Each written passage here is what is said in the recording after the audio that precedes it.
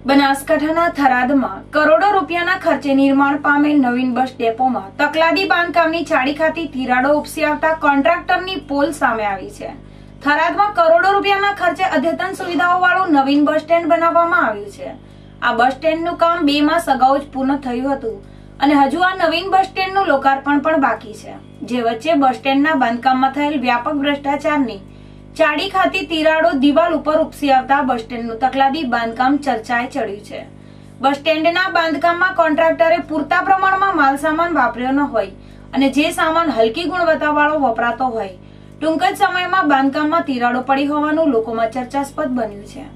2 માસના ટૂંકા ગાળામાં જ નવીન બસ સ્ટેન્ડ તિરાડોથી જર્જરિત થતા બાંધકામને લઈને અનેક સવાલો ઉઠ્યા છે, ત્યારે જવાબદાર તંત્ર દ્વારા કોન્ટ્રાક્ટર સામે કાર્યવાહી હાથ ધરે તેવી માંગ ઉઠવા પામી છે। રાજેશ જોશી, સંપૂર્ણ ન્યૂઝ, થરાદ।